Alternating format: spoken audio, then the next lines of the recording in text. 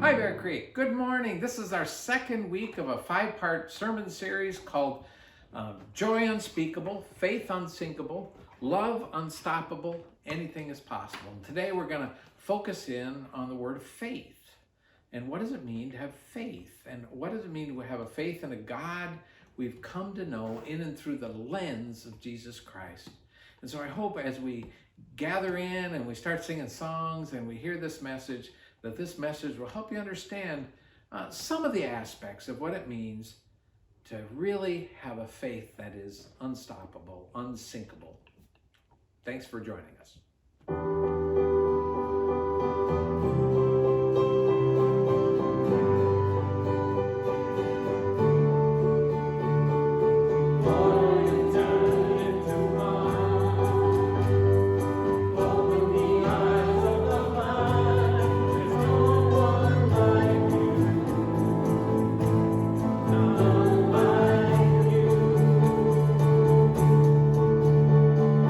Into the dark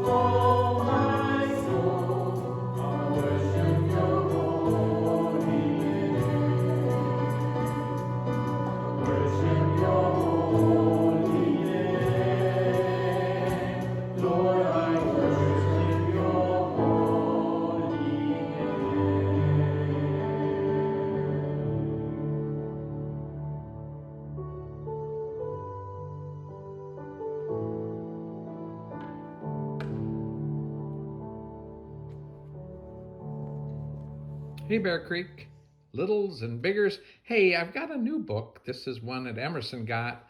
And I thought since we're all going to school and we're experiencing a new school, maybe we could try to imagine what it would be like for a new school, for a dog to go to a new school. So this is a book called A New School for Charlie. Charlie looks pretty excited about going to school, doesn't he? Oh boy, oh boy, oh boy, oh boy, oh boy, oh boy, oh boy! Today is Charlie's first day at a new school. Man, is he excited. Charlie loves everything about school. Getting ready in the morning. Do you like to get ready for school? The small, fresh pencils. What is he doing with them? And new library books. Man, they smell good. Most of all, Charlie loves making new friends. Well, it's interesting, isn't it? Charlie's a dog, but he's going to the Catford Primary School. And who's driving the bus? He still looks excited. But at the new school, things look very different. Look who's in the windows. The bathrooms were confusing. They're all kitty cats. Which one is he supposed to go to? And Charlie didn't know which classroom to go in. Look. They're all learning about fish and birds. And everybody in the room, Mr. Calico's room, is a what? When Charlie finally found the right room, things were very different. Look at what all those cats are doing. And they're learning about string theory.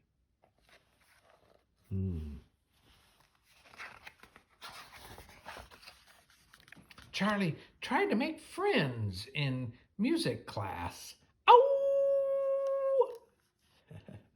And again in PE. He couldn't get up there to do what those cats could do. At playtime, things went bad to worse. Uh-oh. Charlie never felt so alone. Look, they're all having fun, but poor Charlie isn't. He seems sad. That night at home, Charlie sat down to have a think. I haven't made a single friend at school. How can I make friends when I feel so different? Look at all the awards he's gotten in past schools. I mean, goodness, he's gotten all sorts of friendship awards. Hardest worker. He did it before. The next day, Charlie went to the school library to get some answers. Look at what he's reading. The Dog to Cat Dictionary. He's learning a new language. Learning all about cats, cat facts, all about cats, cat capers. Look at him try some new language. Moo. That's not going to work. Meow. That's not right. Meow. No. Meow. Aha! He's got it. Look. He made a friend. At lunch, Charlie looked for an empty seat. Look. They're all eating fish, but no room for Charlie. Hey, Charlie, shouted Fiona. You can sit here with me. Cool. Hi, Charlie. It's nice to see you again, said Fiona. It's really great to see you, too. Look, they're eating lunch together. He seems happier. After lunch, Charlie went to art class with Fiona. It turned out they both loved to paint. Uh-oh. Each other, looks like. As time went on, Charlie did rather well in music class. Meow. A woot. Things got better in PE too. Look, he's hanging in there right with the cats. And playtime was best. Look at that. He's having a great time. Digging in the grass. The cats are learning how to use things too. These days, Charlie has lots of friends at school, but he still remembers how it felt to be lonely. Look at all the friends he has now. But he remembers what that felt like. So every day, Charlie tries to make a new friend. Who's that? That's not a dog or a cat. That's a skunk? No. Oh, I know what it is. It's an elephant. No.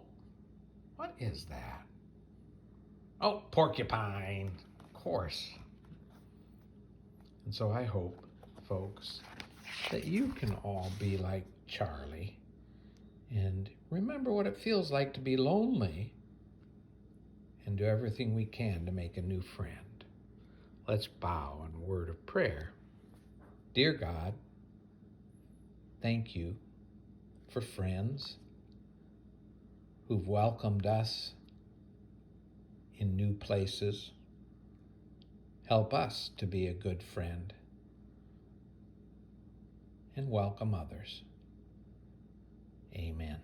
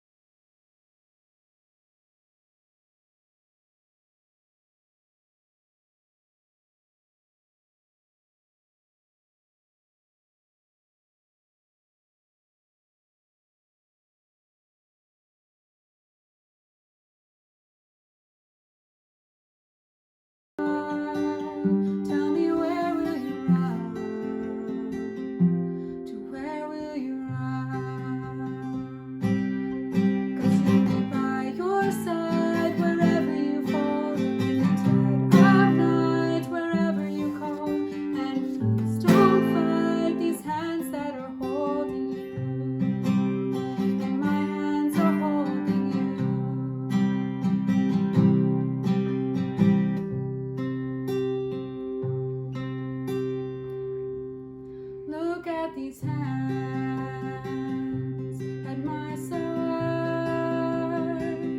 They swallowed the grave on that night when I drank the world's sin so I could carry you in and give you life. I want to give you life. By your side, wherever you fall, in the dead of night, wherever you call, and please don't fight these hands that are holding you, and my hands are holding here in my side, wherever you fall, in the dead of night, wherever you call, and please don't fight these hands that are holding you, my hands are holding. My hands are holding you. Hi, Bear Creek. To start my sermon off today, my message about faith, I want to kind of do something I've often done in confirmation classes to explain faith. And first of all, I want to ask you, do you enjoy science? Are you a believer in science? And I know I'm a big fan of science. And have you ever heard of Newton's third law of physics? It's a simple thesis and theorem, it is that when there is a force in the world, there is an equal and opposite force. So if it goes one way, a certain amount, then that same force must go the other way. So in other words, if I have this rock and I've got it right at my chin, and I drop it and it swings, if I go an equal distance over here and stand, I should, in faith, not panic, not worry one bit that this rock is going to hit me in the chin, because it will only go the equal distance. And so my question to you is, this morning, as we talk about faith, are you willing to do it? Do you believe in Newton's third law of physics enough to stand over there and let that rock fly?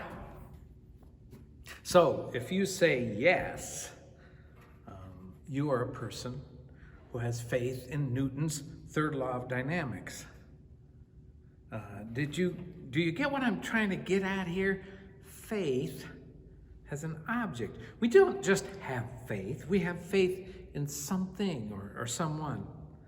Let me give you another example. You don't have to answer this out loud because it's private, but who did you vote for in the 2020 presidential election? If you live in Washington, 60% of us voted for Biden.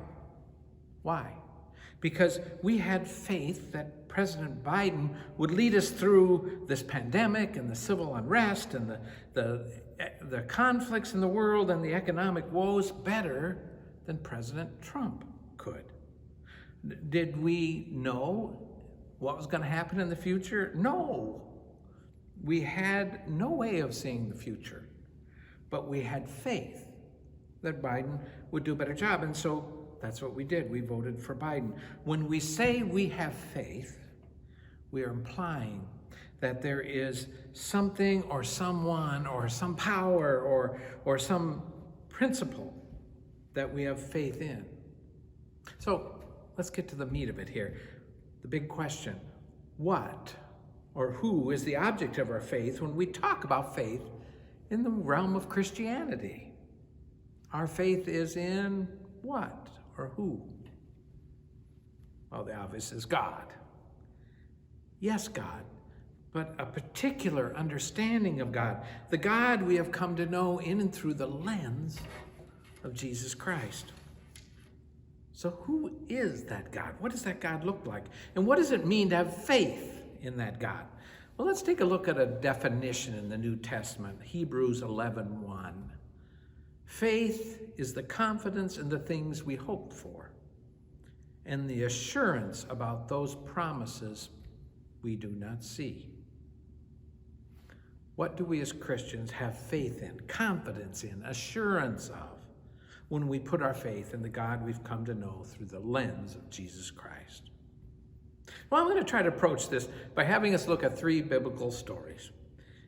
The first is the story of the Exodus, the story of God's people. The people of God have been slaves in Egypt for 400 years, and finally someone, Moses, hears God's call and confronts the Pharaoh with these words, "Let my people go." And finally, after 10 horrible plagues, the Pharaoh gets the message and does it. The Pharaoh lets go. Moses leads them out of Egypt only to come across this huge obstacle, the Red Sea. And as they're trying to figure out how they're going to cross that Red Sea, who changes his mind? Oh no, the Pharaoh. And so there these slaves are, facing this huge dead end, and there's no way to turn around. They're surrounded on all three sides by chariots and warriors of the Pharaoh, and before them is this Red Sea, a sea impossible to cross. And what happens? God finds a way. God empowers Moses to take his rod and place it in the water, and what do you know? The waters separate and the people of God cross over into safety. This last week I was visiting with Bear Creek community pastor, nice guy named Mark.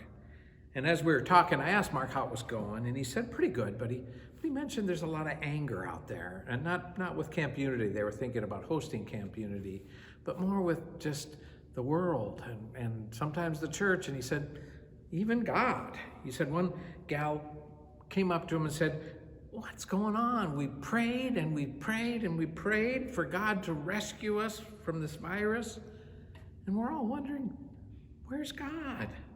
I mean, God has done nothing to get us out of this mess. And the pastor thought about this for a while, and then he said, well, wait a minute. How do we know God hasn't given us a way through this? I mean, could it be that maybe the vaccines and the masks we're wearing are actually God's way, instruments of God's rescue, and we're just not seeing it? We are a people of another way.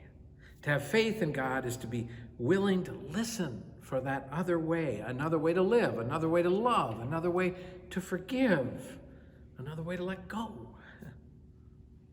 The second story I want to look at is the story of Hagar and Ishmael in the book of Genesis.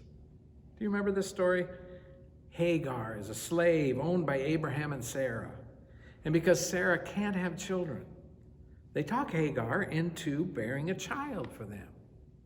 And sure enough, she bears a beautiful boy named Ishmael. Now, they thought this was God's way, new way. I mean, how could they produce more descendants as far as the eyes can see, if Sarah was barren?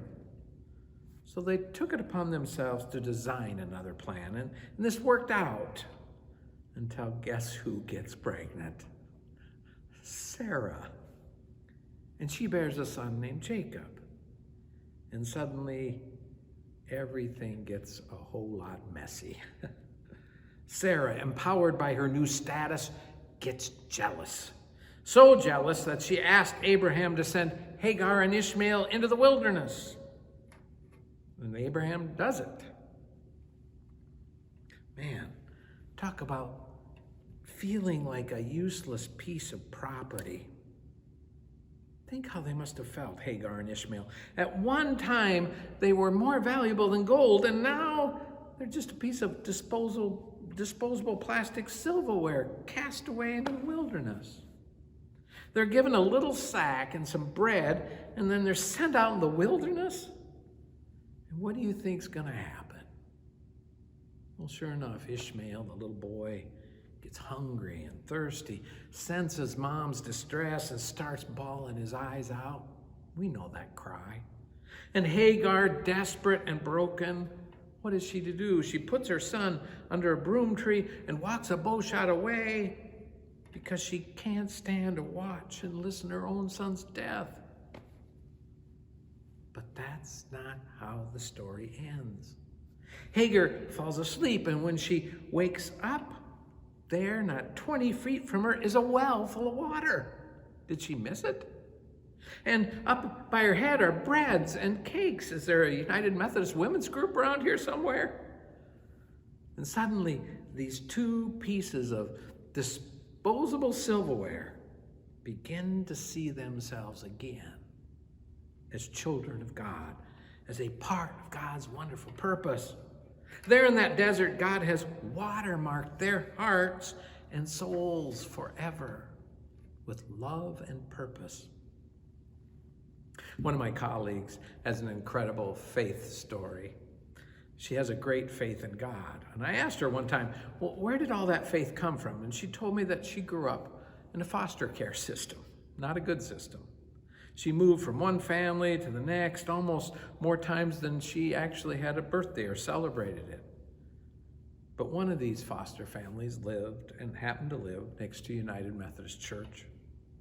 And being a curious kid and lonely, one Sunday she wandered over to that church, and they were having Camp Sunday. And the pastor started talking about kids going to camp. And after church, she went up to the pastor and she asked, "Can I go?" And the pastor looked at her and said, "Sure. I mean, we'd need to get your foster parents to sign a release form, and we need $20 for registration." The little girl, unsinkable, reached into her pocket and pulled out 53 cents and said, "Will this do?" The pastor smiled and said, "Yes, it will." And she went home and she forged her foster mom's name on the camp form. And that summer, guess who went to church camp? And there at the camp, the old walls of her neglect, they began to melt away in that community of grace, being surrounded by that. And at last, and on the last campfire, there was a woman speaker, and that woman looked her in the eye and said, "Jesus loves you. I don't care what you've been through. I don't care if you don't feel like your mom and dad or your sisters or your brothers or your friends love you. Know this, Jesus does. And in Jesus, God forever loves you." And something about that message just melted that last broken piece in her heart away. And this little 9-year-old girl just knew in her heart that this was true. Here's what she says. "When I went home," she said, "my foster mom got out the belt and lashed me for going to camp without her permission. But truthfully, I didn't feel any of it. It just didn't matter. It just didn't matter because I was no longer alone." Later, she went to college on a United Methodist scholarship and told her advisor she wanted to be a pastor. And the advisor, a woman pastor at the time, told her that she maybe should look elsewhere because she just didn't think she had the gifts to be a pastor. And this 18-year-old Spitfire, unsinkable, said, "Then you don't know me like God does." 7 years later, that very advisor laid hands on this young woman as she was ordained a pastor of the United Methodist Church. And just before this advisor laid hands on her, she whispered to this young woman, "I've never been more wrong. I'm sorry. You have shown me what a true calling can do to a young person's soul. You have led me to be more faithful." Unsinkable. When we put our faith in God, we put our faith in the truth that someone loves us more deeply than anyone thought possible. That's what it means to have faith, and that's when we become unsinkable. My last story is the story of the Apostle Paul, and it's the story of a particular moment in Paul's life when he knows what lies ahead of him, and it's not good. He knows that he's going to die, probably the same way Jesus died, but certainly he's going to be put to death by the authorities because of his faith in God.